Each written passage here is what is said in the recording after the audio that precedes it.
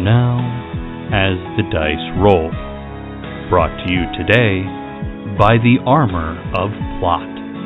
Need to get out of a sticky situation? Nothing gets you out of a bind like a well-timed plot device.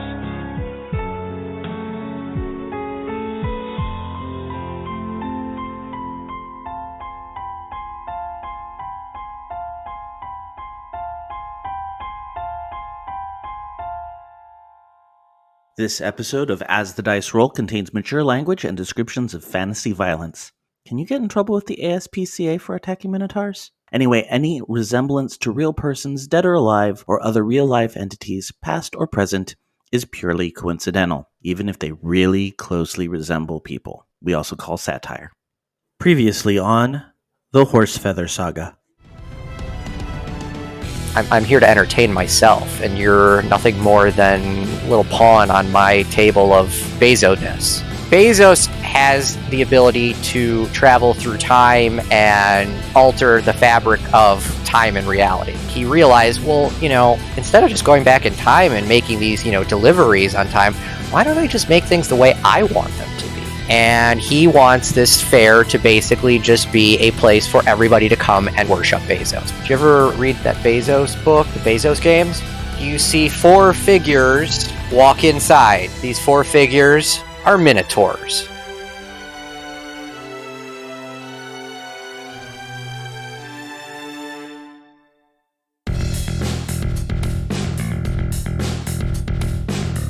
Top of the order, Zerk. Zerk the Mohawked is a half-orc champion fighter. Finish him. He's been coming up in the backyard gladiatorial rings. Too much flourish. None of them have Zerk chairs. I don't buy that. Zerk's too famous. Howl the Terrible? Howl the Terrible. Okay. A gnome, he legitimately thinks that he's a black dragon. He's got his finger up his nose. This kid can handle himself. In his world, this is not unusual. He encounters strange and bizarre things every day. Gnome, if you get acid on me, we're gonna have words. Ryan? Orion Right Strider, half-elf. Did you potentially steal it? One will never know. Come here, handsome. I'm gonna need that back, friend. Ludd? Ludd Groghorn. Dude, I don't know what's going on, but I just feel this need to attack you. Mountain dwarf from a faraway land. That wasn't very flavorful, but okay. Little hungover, pretty disheveled. Mess with my emotions. I feel like we've been such good friends for so long, I don't know why all of a sudden I want to kill you. So that's basically how we're going to play this. I'm so sorry. Yeah, man, that was awesome. Okay, all right, so then that goes to our baby Howl.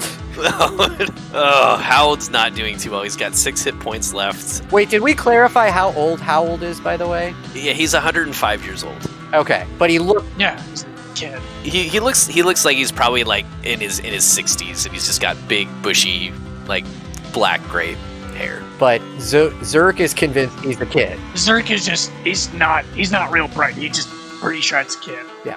Howl is actually getting quite concerned about this Minotaur that just ran him over, and so he's going to cast Hold. Well, he has to use a sorcery point to get back some of his spell slots. So I'm going to use a sorcery point, and I'm going to cast a Hold Person, which is a Wisdom 12 check. Okay. Apparently, Minotaurs are supposed to be. They've got good wisdom. Okay. Well, I got an 8. All right. So it says, choose a humanoid when I see within range. Target must succeed a wisdom saving throw or be paralyzed for the duration of the spell. So it's up to 1 minute. Okay. He's paralyzed. So for 1 minute, this, which one is it? The blue Minotaur was about to come down on you again with his stick. And then all of a sudden he just is frozen. All right. Yeah. Right in front of you like that. So would you like to add any flavorful commentary for pulling this off? Yes, so he just kind of in desperation as this Minotaur is coming down on the stick, he just says, "Hold, minion!" And he just puts his hand out, and the Minotaur just freezes in place. Okay, I like that. So then that puts us back to the top of the order. I'm looking at Zerk. All right, I'm just gonna swing on this dude with my great axe one more time and hope I finally do him in. Okay. It's a 18 to hit. 18 hits. 8 damage. 8 damage. Yes. I am going to say finish him. Okay, so I'm just gonna take my axe and slice him on his chest and just slice a big Z in him to finish off. So what? He's going to bleed out, basically? Yeah, I'd leave huge gaping slashes through him, Okay, all right. but in the shape of a Z. So then it's gushing out in the shape of a Z. Yes. Okay, and would you like to maybe have a battle cry or anything like that as you've successfully done this? I just kick him over after and say, "You should sit this one out, brother." All right, that one's good. All right, so Red is dead. Goodbye, Red Shirt. And so then that goes back to the Minotaurs, but Red is dead. So then that goes to Blue, who is now frozen in front. Is he frozen or he's just paralyzed? He's paralyzed. He's paralyzed in fear of Howl the Terrible. Green is going to somehow, some way, muscle through the loss of genitalia and the organs that have now started to become projectile vomit. He's going to try and get up again because he's still not dead. And he successfully gets up. Gotta admire the heart, man. Respect. He is slowly but surely getting up. Shit. So on his next turn, he'll be able to take an action. But he's basically really slowly getting up and just making the worst noises possible as he's vomiting all over himself. His kidney is hanging out of his mouth. It's not good. And yeah. So then Yellow has recently been stabbed in the back. He is pissed off, but he's able to now turn around and he's able to see Ryan. So he is going to try and swing down on him with his great axe. And I'm going to definitely say he's going reckless on this. So he's doing it with advantage. Does a 15 hit? It does. Okay. So let me get some great axe damage on you. You take 7 damage. I am down to 6. You are down to 6. Yeah, so then he definitely does another one of those montage anime, I just did something awesome and now I need to talk for 20 minutes about it because I'm so awesome. Yeah. And then that goes back to Ryan. You've just been Minotaur axed pretty nastily. I mean, he got you. All right, I forgot to take a Irving turn last turn, so I'm going to start with Irving. Does he still have a spear to throw, or does he have to go to hand? I'm going to say that the spear is sticking out of a dead red Minotaur, but he still has access to using his teeth. I will also say that he could potentially, try and grapple with the Minotaur that's there. I think he is going to bite the Minotaur. He's going to bite the Minotaur with his bullywug teeth. Okay, I'm going to roll on that. Not his human teeth. That one got squished. And he crits. Nice. Oh, yeah. He fucking crit. Holy shit. Okay. So I'm rolling on that bite attack. And he does 5 damage to... You were fighting Yellow, right? Mm-hmm. Okay, I'm going to say, he went low and took some bites out of, some calf muscles. And so, the Minotaur is kind of, really freaking out because he's got, this bullywog clamped to his legs with its bullywog teeth. Nice. So, he's trying to, he's also, kicking his leg around, and the bullywog is, kind of, flying with his leg, all over. He just won't let go. Okay, so then that goes to... I think it's still me. Oh, it's still you? Okay. Oh, yeah, that was your bullywug's turn. That was just Irving. And so since there's now a creature next to him, I can still make sneak attacks. Okay. And I am going to attack with my rapier. Okay. And that is a 14. Yes, that hits. And he does 3 damage plus 7, so 10 damage. I am going to say that you may describe how you finish him, and remember that Irving the bullywug is currently clamped down on his leg with its teeth. So you got two characters in this scenario while you're doing a finishing blow. Well, Irving is just going to sit there and nosh on the leg. I think he's actually kind of enjoying it. He's like, it's a really good cut of beef. And because the Minotaur is kind of just panicking that this bullywog is eating his leg, he doesn't notice that Ryan just basically puts the tip of the rapier center in his chest. Mm-hmm. And they make eye contact, and Ryan just pushes. Just a very slow, deliberate push in, and finishes it. Okay, I like it. So now Yellow has gone down. Once Yellow hits the ground or whatever, is Irving still going to continue feasting? Yes, he's distracted for the rest of the fight, I think. Okay, all right, I'm cool with that. Okay, so then that takes us to Ludd. You have the green Minotaur in front of you. You have made him a eunuch. You've hit him so hard in the belly that he's vomiting his organs, but he's been able to get back up, and he's leaning over, but he is standing his ground against you. I see. So he's standing back up. I don't have a attack. You no longer have advantage. All right, I'm gonna reckless attack him. You're gonna reckless attack him, okay? So I do get advantage. Okay. There you go. Wait, the guy has got no genitalia. He's choking on his organs, and you're gonna recklessly attack this? Okay, all right. He really wants to put him down. He's really going for it. Is this like a sympathy kill that you're trying for? Yes. Okay. I just want to end it. So I got a 20. 20 hits. All right, and the damage is 11. 11. For flavor's sake. All right, so getting into the anime spirit of this, I kind of like, as I'm like charging towards him recklessly, I'm slowly like dragging my hammer on the ground. It sparks a couple of times, and then I like do like what looks like a cross between a golf swing and like a dragon punch from Street Fighter, just like smash into the bottom of his chin as I'm like jumping. Okay. Do you want to make a sound or a battle cry as you do that? No, I mean, there's no sound as I'm doing it, but after I land. Like, tell me what does he survive this? For the love of God, please tell me he's dead.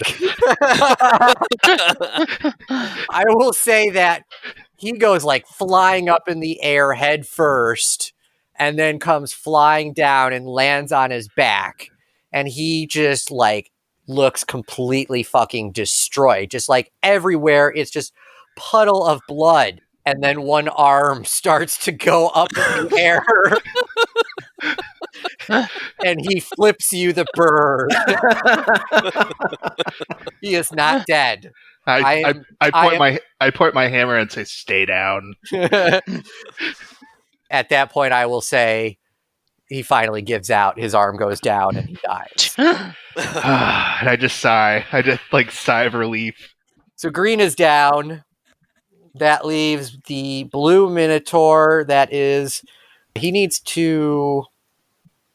Oh, he's currently paralyzed, isn't he? Well, he's paralyzed, but he's only paralyzed for a minute, so I don't know how long that. So, like D&D rules are like, what is it? Like every round is like 10 seconds or whatever, like that. But Each turn is, yeah. So it's been less than a minute, Okay. or right about. yeah, we'll say he's about to come out of it, but he is still frozen. And Howled, it is your turn. All right. Well, Howled will pull out his daggers. He has 2 daggers. He dual wields, so he will attack with his Dwagon Quas.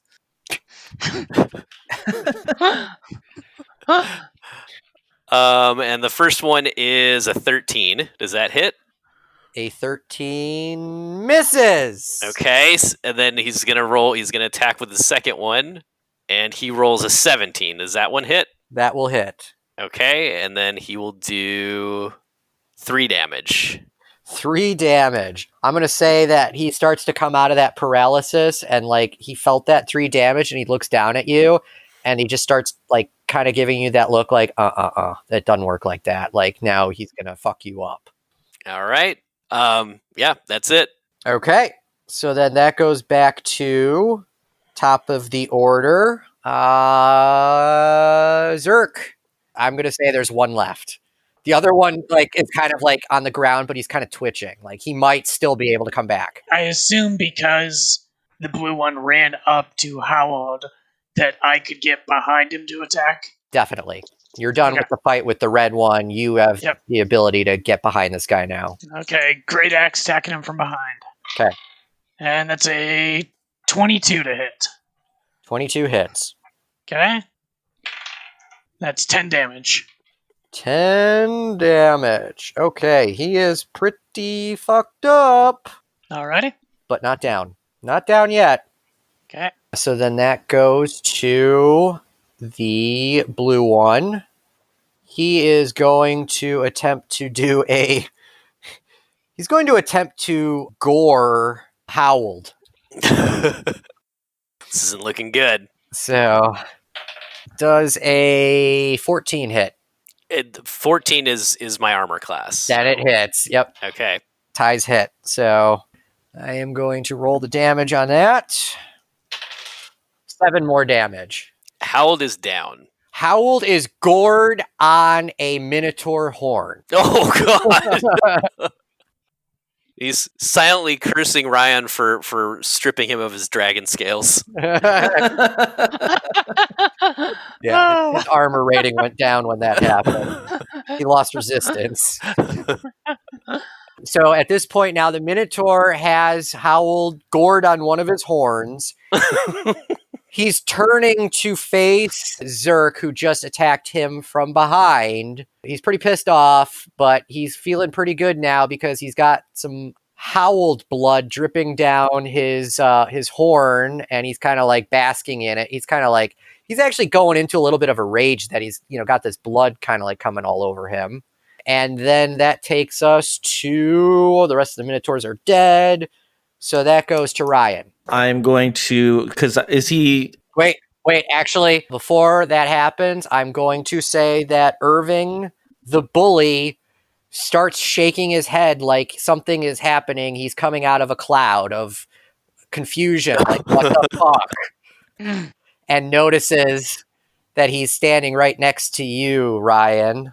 And I am going to let you use your action first.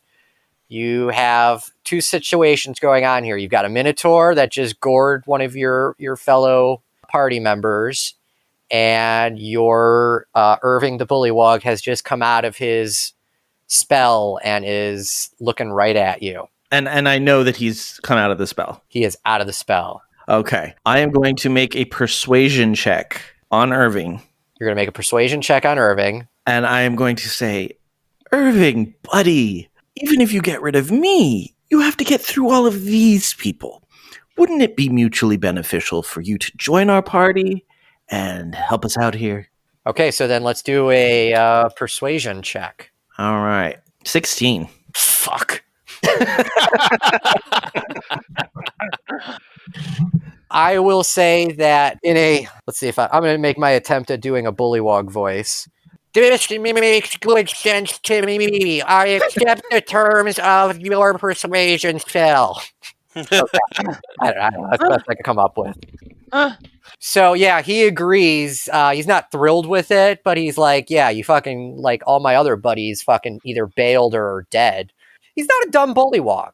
No, he's a smart kid. Irving is a smart kid. So, he basically turns away from you, Ryan, and goes to charge at the Minotaur. He's going to try and, jump on him and bite him. So I'm going to let him roll for that. And I'm going to say he definitely missed. Oh, he was unable. Second. Okay. He misses because he heard a dog barking and got distracted and went flying over the Minotaur, but he safely landed on the other side, and he's in bullywog stance, ready to continue fighting. So Joe used your action to persuade. So then that takes us to the most violent, bloodthirsty monster we've come across so far. Ludd. All right, I'm going after the Minotaur that's got Howled on his horn. Okay. And I'm gonna attack him with my maul. Okay. Oh, an 8. An 8. I will say that not only do you miss, but you take a chunk of Howald's butt cheek off. Now, had he had layers of filth, I would have let him roll against that to determine how much of the filth absorbed that. But I'm going to say that while Howald is down, he just, a little bit of his Howald butt just got fucking ripped off. Oh, poor Howald. Oh, Howald.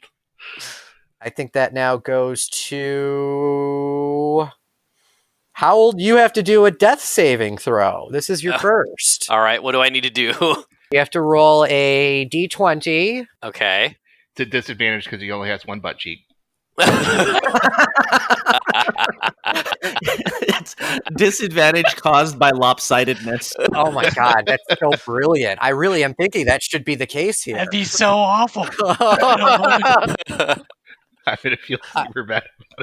No, in this situation, you are not rolling with disadvantage, but you're going to roll a d20. Okay. If you were to throw three turns in a row, if you were to get, 10 or lower? It's a fail. It's a fail. If you get 3 fails, your character dies permadeath. Okay. Like I rolled a Diablo 16. 16. That is a save. So I will say that when your butt cheek got kind of fucking knocked off, it kind of like sparked some life back into you. And so while you're pierced on this horn, you look at Ludd and you're like, "What the fuck, dude?" Like, but then you immediately pass out again because you have no health.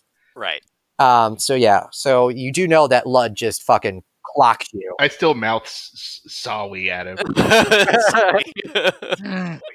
But you did get a save, so that's good for you. Okay, so then that takes us back to top of the order. Okay, I'm gonna attack this dude again. Great axe. That's a crit. Nat 20. Nat 20.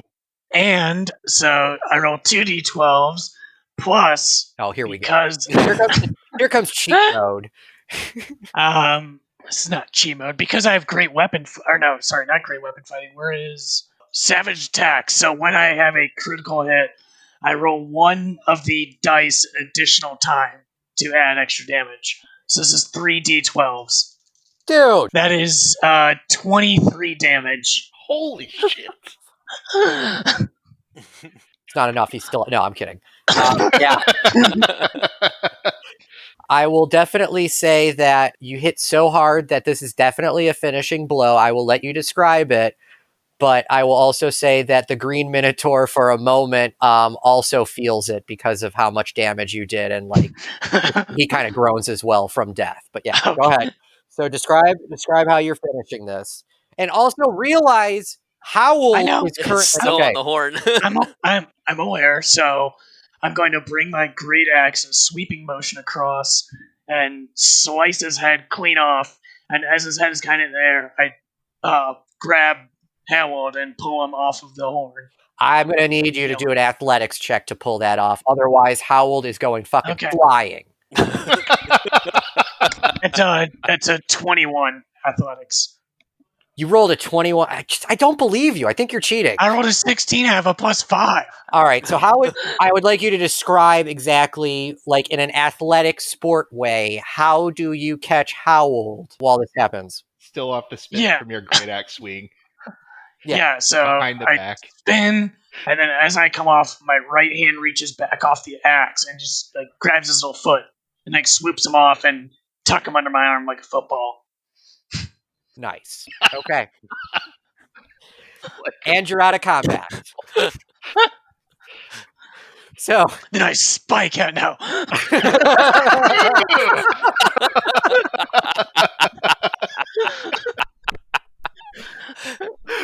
No, I don't do that. I stop. I'm about to, but I stop myself. Oh my god. Whoa. Okay, So you're out of combat. You got 4 dead Minotaurs. Howald is out, but you guys need to, if you want, we can just jump right to you want to resuscitate him kind of thing before we do any Stuff a type cookie in his mouth. I stuff a cookie in Yeah. You his stuff mouth. a cookie. Okay. That's right. So, yeah, Booby comes running out wherever she was hiding because she's not going to fight. And is basically stroking him, and yeah, Cookie, good call on that one. Okay. We're down to 5 cookies.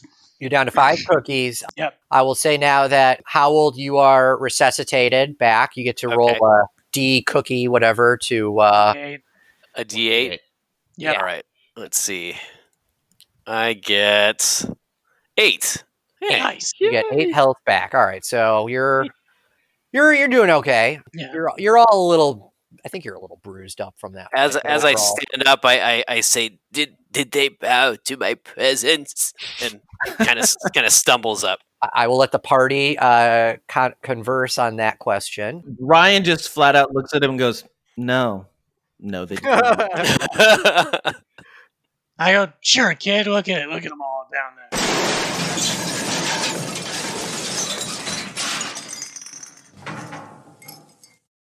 Irving has officially joined the party. Frog Servant acquired. Hello, I'm Joe Hogan, the editor of As the Dice Roll. I hope you're enjoying this episode. If you are, let us hear from you. Go check out our Twitter and Instagram accounts.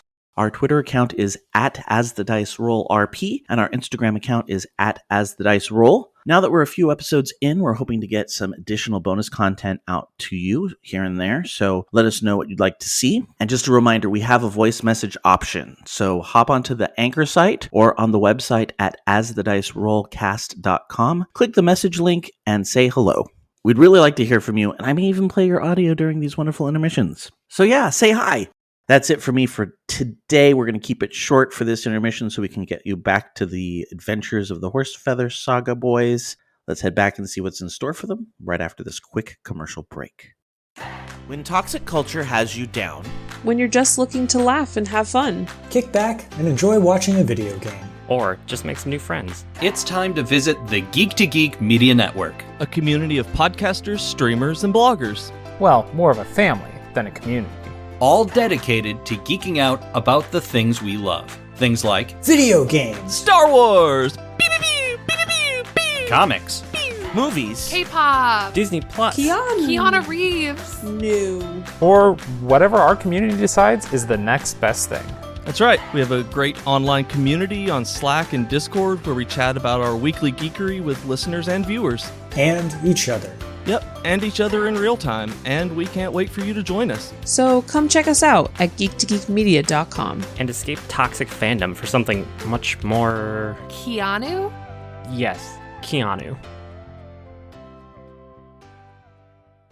Okay, so now will be the part that I want to start implementing is going to be our loot system, which I am going to try and play this as a kind of like an MMO kind of thing. Like you killed it, you loot it, you see what you get. There'll be a random chance that something like special might drop. But what I am going to do first is I'm going to let each of you, since there were 4 of them, I'm going to let you each roll a D12, and that will determine potential loot.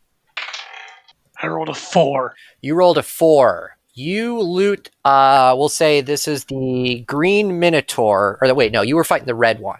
Yeah. So when you loot the red Minotaur, you find a heavy brown bag. Okay. This bag is made from thick animal hide. I'd say maybe like he shedded and he made a bag out of his shedded hair or something like that.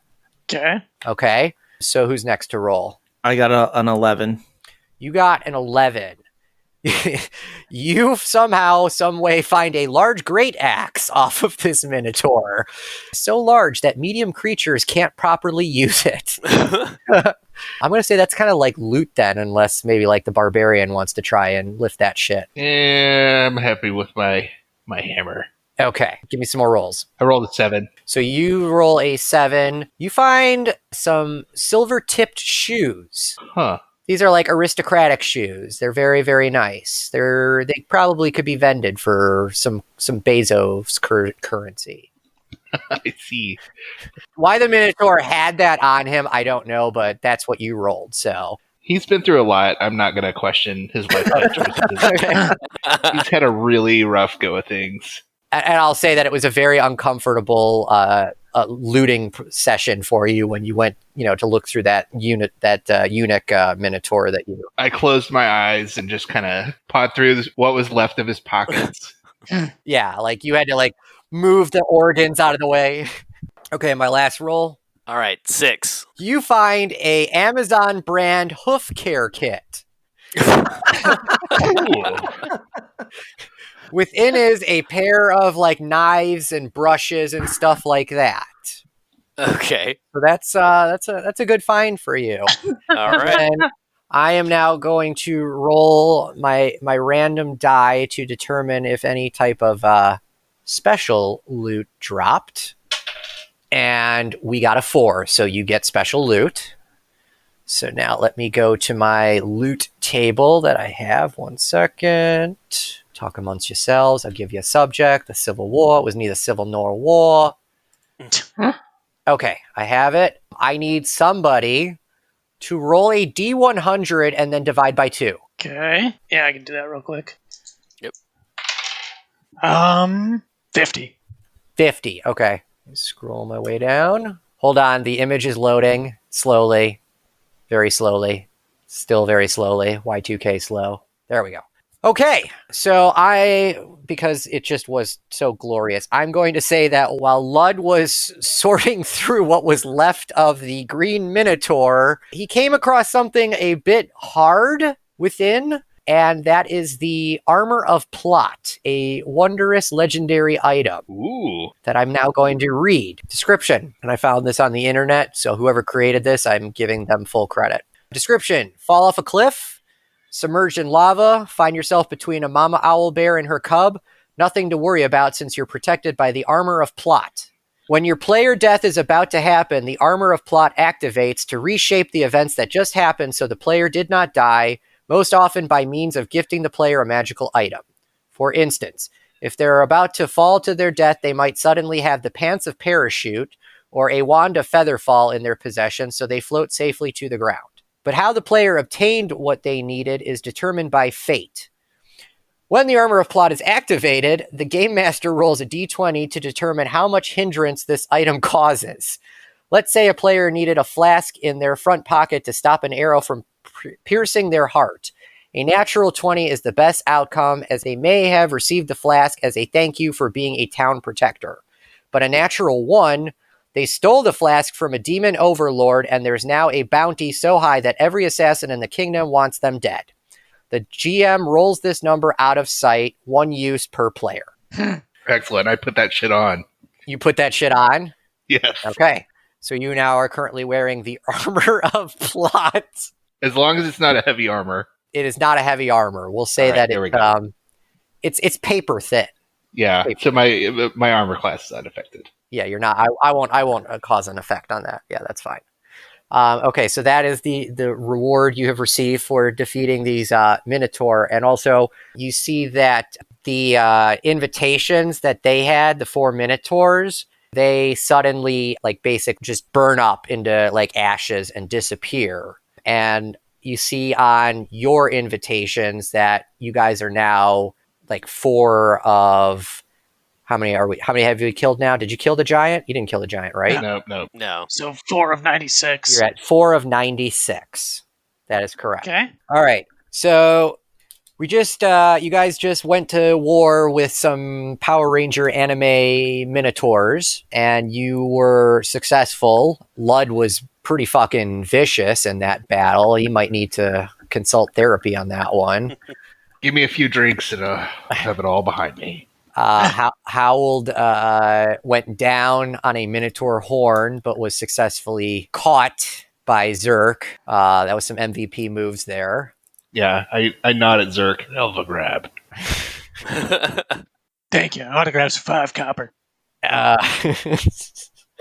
So you're still in front of the dragon's cage. The dragon's still there. And then all of a sudden, one of the Bezos statues comes back to life, and he is just laughing his ass off. Statue laughing. Just so fucking amused by this. And you see the black dragon inside the cage looks really fucking depressed. Just fucking like wants to kill itself depressed. And Bezos goes, thanks, man. Thanks. Thank you. That's 4 less for me to worry about. And then he goes back into his statue form. So the dragon kind of looks at you guys. He feels like shit. He feels really bad. He basically then admits to you guys that he kind of lied to you. It's not every man for himself. It's everybody against Bezos. 100 have been chosen. It's more of like a Mortal Kombat kind of thing. And he's kind of like a Shao Tsung or whatever his name is. So you're all in this tournament, and but yeah, Bezos is going to basically do everything in his power to pick you all off so you can't actually get to him. So he says that all in like Draconic or something like that, like real sob story. So you told us this was like the Highlander, there could be only one? That is correct. You wanted us all to... Why? Like, if you wanted us to take down Bezos, then why did you tell us all to take each other out? So the dragon basically tells you, like, he's Bezos' bitch. He's in a Bezos cage. Like, he is fully under the control. Bezos basically used his wealth and power to, like, own the rights to black dragons. And so, like, he gets to decide what the black dragon does. And so he used the black dragon to trick you. I see. And how are you telling us this now? Because he feels a sense of guilt over what happened. Howard looks over at this dragon, and Howard is still not feeling well. He's only got 8 HP. He looks at this dragon and says, is there anything else you would like to tell us? The black dragon really does not have any other information to disclose for you in terms of the plot itself, but for flavor purposes, I'm sure he could probably come up with a few things. Yeah, so he's kind of like, really feeling bad, really depressed. And you now know that Bezos's ego is just astronomical. Like, it may compare to his actual wealth. He was just like so cocky that he was able to just, say to you, like, yeah, here's the plot. Here's what you're here to do. And I don't give a fuck because I'm Bezos. And yeah, that's Bezos. Bezos out. And he drops an imaginary mic.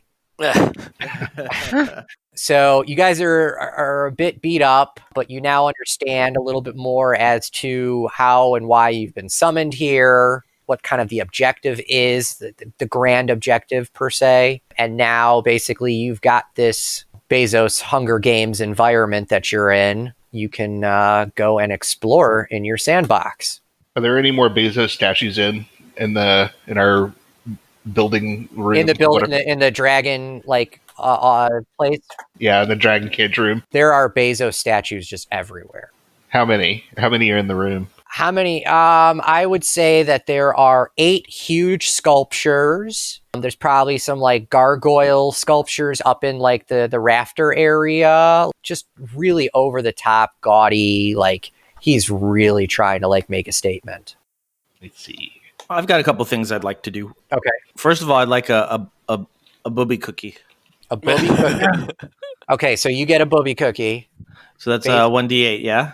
Yeah. We could also, do we want to just call a short rest? That's like an hour long, so we just kind of get our wits and heal that way. And that way we can keep cookies for a fight. Yeah, that's probably a good idea. Maybe instead of cookies, Booby puts together like a whole meal for you guys to kind of just enjoy. Okay. Ooh, that's good. Okay. Yeah, so we'll say some matzo ball soup. There'll be some corned beef sandwiches for you guys. Some cream soda, root beer. How's that sound? Make it an ale, and we're good. Good. Sounds good. Perfect. So are we all back at full? I am going to say yes. After eating this glorious meal, you are back to full health. Spell slots restored. Oh, spell slots are restored. That's good. I'm giving you spell slots back at this point. Yeah, it's our session 0. I'm kind of letting us get used to what our characters can do. So now you've kind of gotten an idea. The dragon is kind of still sitting there in the corner. He'll answer what questions he can, or, if you want to know more about the world, you can obviously come talk to him because he's chosen Howled as his, champion. That means that you also have someone who has chosen the rest of you to be their champion. Yeah. Yeah, I do. I'd like to kind of search around and see if I can figure out who's chosen me. Same. Okay, so this is the plot you would like to take with the story now is get a little more background on why you've been chosen. Yeah. And I mean, while we're walking around looking, if we see any fun, entertaining games or shops of interest or anything, might take a peek. I will say that as you were coming to this very first building, you saw a giant Ferris wheel, and it looked like in every one of the Ferris wheel, instead of like just a two-seater, these are fucking gigantic, like mobile home size, like buildings that are going around this Ferris wheel. You could fit like 10, 20 people inside of it, and you see that there are lots of lights coming off of it. And it basically says that is the Bezos casino. Oh, I've got to go. Yeah. Meanwhile, Howard is looking up at all this, and the shiny lights are really just like bedazzling him. And even though he's trying to look mean and ferocious, every single time he looks up, he's just like awestruck, and he's just like got his hands on his face, and he wants candy. He wants to play games. He's so excited to be a part of this fair. Okay. So the next spot that you guys are thinking you'd like to go to is the casino. I almost say I am compelled to go to casino. It is kind of one of it is his weakness. Okay. All right, you know what? I'm going to make you guys do a roll off then. All right. I'm all okay. I'm going to make you guys all roll just a natural 20. Whoever gets the highest can decide where the party gets to go next. I got a 1. I got a 5. 7. I got a 19. God damn. Persuasion. So Howled is still just in awe of all the shiny lights, and he hears Ryan, kind of mention that he wants to go to this casino, and casino means cash, and cash means loot, and he wants to build up his hoard. So he's all for it. So he's like, lead the way, Ryan, and he's ready to go to this casino as well. I'm still a little intimidated of Harold from before, so I'm... Okay, yeah, so we'll say that he's still kind of running the intimidation game on some of you. So, all right, so then you're going to depart out of the dragon building. If you guys want to make any last comments to this dragon, you can. You're welcome to come back at any time, but otherwise, start saying that you start to make your way out, back out into the open area. When you come outside, I'm going to say that it is now nighttime. What time of day do we get there? Like, were we on the pier? Daytime. Just day. Didn't notice anything about position of the sun. This is straight up like Always Sunny in Philadelphia. Like, there's day man and then there's night man. I see. Okay. Okay, so it's nighttime outside. As soon as you step outside, some really, really aristocratic looking people come walking by, but I need you all to give me a perception check. Okay. 6. 7. 3. Oh, fuck. Where's perception? It's on the character sheet in like your list of skills, like acrobatics, animal handling, arcana. Oh yeah. Okay. In the middle, they're alphabetical. 19. 19. Oh, okay. So as soon as you guys come out of this building and you see this large group of these like really aristocratic looking people walking by, Ryan basically stops you all for a moment and is like kind of like on high alert all of a sudden as he kind of realizes they're all undead. They're walking by you right now, but like, even though it's nighttime, there's no shadow being cast. There's no sense of these things being alive, but they're walking right by you and they're all giving you these looks of disgust. You're heavily outnumbered, by the way. This is a posse of like, this is like, how to describe it? This would be like the Kanye West of posses. Like, there are security guard vampires, there's paparazzi taking camera pictures, there are PR reps, there's some some vampires in the front that are clearly like the main attraction of this group, but like this is a big group of vampires. Are they like walking at us? They are walking past you, but they are also heading in the direction of the casino Ferris wheel. Okay. I just shrug. Yeah. Yeah, Hal just kind of stands and watches them go by. This undead vampire posse, it's there. Yeah, I'm fine with them. You're fine with them. They haven't done anything to me. Okay. They haven't taken my funnel cake. If they took the last funnel cake, then we'd have words. Words would be had. So I will then say, are you going to just then, do you still want to go to the casino, follow behind the vampires? Yep. Okay. Yes. I'm gonna scoop Haywood and put him up on my shoulders. You're gonna scoop him. A scoop has occurred. And Howard is amused by this.